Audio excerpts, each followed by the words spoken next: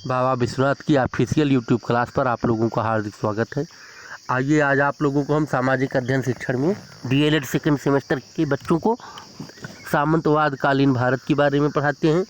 सामंतवाद कालीन भारत जो कि पुष्यभूत राजा हर्षवर्धन की मृत्यु के उपरांत राजनीतिक एकता के भंग होने के बाद शुरू हुई थी और इसका कार्यकाल माना जाता है कि यह 648 ईस्वी से 1206 ईस्वी तक थी। 648 ईस्वी में राजा की हर्ष की मृत्यु से प्रारंभ होता है और इसका अंत 1206 ईस्वी में भारत में मुस्लिम राज्यों की स्थापना से होता है। इसलिए 648 ईस्वी से 1206 ईस्वी तक के काल को भारतीय इतिहास में राजपूत युग कहा जाता है। इस युग में देश विभिन्न भागों में छोटे छोटे राज्यों में विभाजित हो गया था। चलिए आप लोगों को अब राजपूत युग के महत्व के बारे में बताते हैं। भारतीय इतिहास में राजपूत युग का बहुत बड़ा महत्व है। इस युग में भारत पर मुसलमानों के आक्रमण आरंभ हुए। लगभग 5.5 शताब्दियों तक भारत राजपूत योद्धा वीरता तथा साहस के साथ मुस्लिम आक्रमणों का सामना किया और देश की स्वतंत्रता की रक्षा करते रहे। यद्यपि वे अंत में विदेशी आक्रमणों से परास्त हुए, परंतु लगभग 6 शताब्दियों तक उनके द्वारा की गई देश सेवा भारत के इतिहास में विभिन्न महत्वपूर्ण स्थान रखती है, अत्यंत महत्वपूर्ण स्थान रखती है। राजपूत शासकों में कुछ ऐसे विशिष्ट गुण थे जिनके कारण उनकी प्रजा उन्हें आदर की दृष्टि से देखती थी। राजपूत योद्धा अपने वचन के पक्का होते थे और किसी के साथ विश्वासघात नहीं करते थे और वह शत्रु को पीठ नहीं दिखाता था। वह वीरतापूर्वक युद्ध करते हुए वीरगति प्राप्त करना पसंद करता था। राजपूत योद्धाओं की गुणों की प्रशंसा करते हुए कर्नल टॉड ने लिखा है, यह स्वीकार करना पड़ेगा कि राजपूतों में उच्च साहस, देशभक्ति, स्वामी भक्ति, आत्मसम्मान, अतिथि सत्कार तथा सरलता के गुण विद्यमान थे।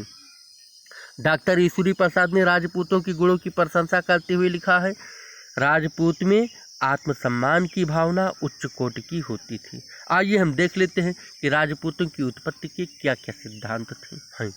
राजपूतों की उत्पत्ति का प्रश्न भारतीय इतिहासकारों में अत्यंत विवादाग्रस्त है। महाभारत में राजपूत शब्द का उल्लेख कुलीन क्षत्रियों के लिए किया गया है।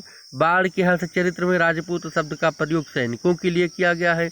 अब तक राजपूतों के उत्पत्ति के संबंध में कोई सर्वमान्य मत स्थापित नहीं किया जा सका है। राजपूतों की उत्पत्ति के संबंध में विद्वानों में बड़ा मतभेद रहा है और कुछ विद्वान उन्हें विशुद्ध प्राचीन क्षत्रियों की संतान बताते हैं, तो कुछ उन्हें विदेशियों के वंशज, तो कुछ विद्वानों के अनुसार राजपूत मिश्रित रक्त के हैं। आइए अब देख लेते हैं कि क्या क्या सिद्धांत हैं। पहला सिद्धांत है प्राचीन क्षत्रियों से उत्पत्ति। अधिकांश भारतीय इतिहासकारों के अनुसार राजपूत प्राचीन क्षत्रियों की वंशज हैं जो अपने को सूर्यवंशी तथा चंद्रवंशी मानते हैं। यह विचार भारतीय अनुश्रुतियों तथा परंपरा के अनुकूल पड़ता है। प्राचीन अनुश्रुतियों से ज्ञात होता है कि प्राचीन भारतीय समाज 2 भागों में विभक्त था। इनमें से एक सूर्यवंशी और दूसरा चंद्रवंशी कहलाता था। कालांतर में इनकी एक तीसरी शाखा उत्पन्न हो गई जो यदुवंशी कहलाने लगी। इन्हीं 3 शाखाओं के अंतर्गत समस्त क्षत्रिय आ जाते हैं और उनका मुख्य कार्य शासन करना तथा आक्रमणकारियों से देश की रक्षा करना था।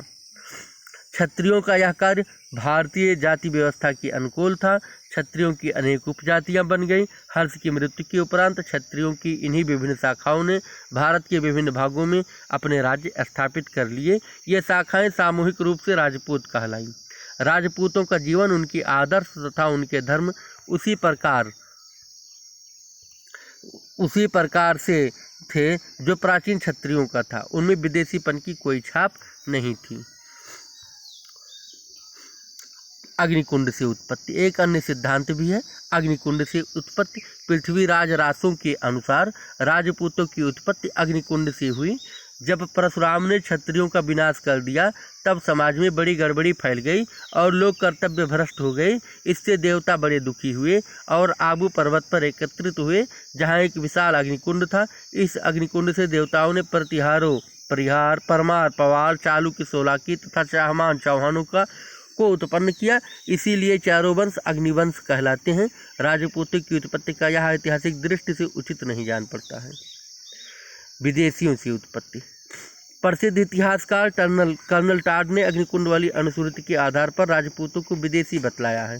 उनका कथन है कि राजपूत सेठियन या शकों के वंशज थे जो 6ठी शताब्दी के लगभग भारत में प्रविष्ट हुए। इन्हीं विदेशी विजेताओं को जब वे शासक बन बैठे तो उन्हें अग्नि संस्कार द्वारा पवित्र कर हिंदू जाति व्यवस्था के अंतर्गत ले लिया गया। चूंकि वे शासन का काम करते थे और यही काम क्षत्रियों की भी थी, अतएव उन्हें क्षत्रियों की श्रेणी में रखा गया है और वे राजपूत कहलाई। मिश्रित उत्पत्ति। राजपूतों की उत्पत्ति संबंधी विभिन्न सिद्धांतों का विश्लेषण करने पर यह पता चलता है कि इन दोनों सिद्धांतों को इन्हीं रूप में मान लेना उचित नहीं है। वस्तुतः राजपूत या क्षत्रियों का जो समूह आज है उसका मूल आधार व्यवसाय है। उसमें विभिन्न जातियों के लोग सम्मिलित हैं। ये लोग ऐसे हैं जिनमें राज्य कार्यों को अपना लिया था और जिन्होंने राज्यों के निर्माण में सहायता पहुंचाई। इस प्रकार व्यवसाय आदि की समानता के कारण विदेशी आक्रमणकारियों तथा क्षत्रियों का सम्मिश्रण स्वाभाविक सा मालूम पड़ता है। अन्य सभी सिद्धांतों को ऐतिहासिक या तर्कसंगत नहीं माना जा सकता, क्योंकि यदि हम समस्त राजपूतों को विदेशी मान लें तो यह प्रश्न उठता है कि यहाँ के क्षत्रिय कहाँ चले गए। इसी प्रकार यह सिद्धांत अधिक उचित प्रतीत होता है कि राजपूतों के विभिन्न वंशों की उत्पत्ति भारत के प्राचीन क्षत्रिय कुल से हुई है। उनमें प्राचीन परंपरागत आत्म अभिमान, राष्ट्र प्रेम, हिंदू धर्म के प्रति गौरव की भावना सामान्यतः बराबर पाई जाती है। कालांतर में कुछ विदेशी आक्रमणकारी भी भारत में आए और वे इन्हीं क्षत्रियों में मिल गए और भारतीय क्षत्रियों ने इन्हें मिला लिया। बाद में यह मिश्रित वर्ग राजपूत के नाम से अभिभूत हुआ। आगे हम आप लोगों को कल पढ़ाएंगे विभिन्न वंशों के बारे में। तब तक के लिए धन्यवाद।